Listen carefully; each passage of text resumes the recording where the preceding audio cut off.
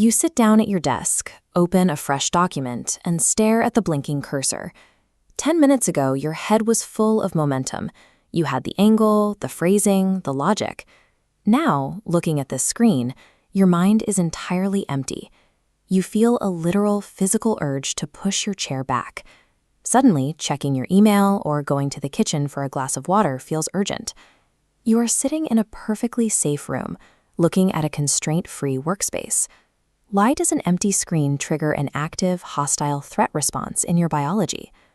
A blank page is not actually empty.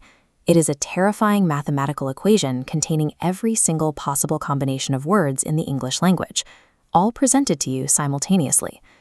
This paralysis represents the heavy cognitive tax of infinite, unconstrained variables. Behavioral economists have a term for this mechanism: the paradox of choice. In a famous retail experiment, shoppers presented with 6 flavors of jam frequently made purchases, but when expanded to 100 flavors, sales plummeted to 0. The brain simply shuts down. The computational load of comparing 100 distinct variables overwhelms our working memory. Now apply that to your blinking cursor. If 100 jars of jam can break our decision-making process, a blank page is infinitely worse. You have 0 parameters to work with. There is no defined tone, no required word count, no mandatory formatting, and absolutely no dictated starting point. Asking your brain to create without any parameters is an impossible calculation, leading directly to behavioral abandonment. If we look closely at the neurobiology, this behavioral retreat makes perfect sense. Our brains are highly sensitive pattern recognition machines. When you look at that white screen, your mind frantically searches the environment for a rule set, a boundary, or an anchor to hold on to. When it finds absolutely nothing, the amygdala registers that total ambiguity as a stressor.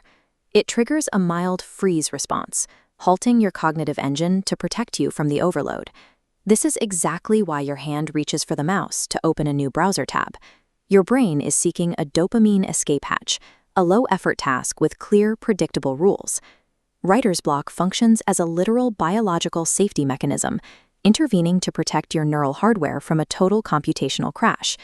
To bypass this biological freeze response, we must artificially engineer our own boundaries.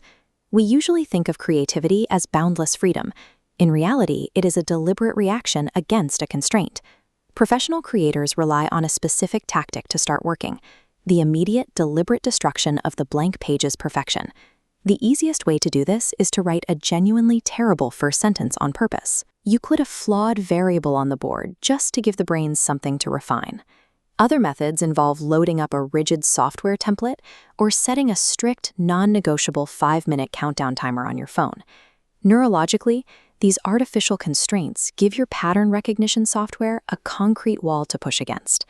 Once the brain has a boundary to react to, the creative engine jumpstarts. The next time you sit down to work, carry this philosophy with you. The goal of opening a new note is never to be brilliant. The goal is simply to put an ugly scratch on the canvas, destroying the infinity so the actual work can begin.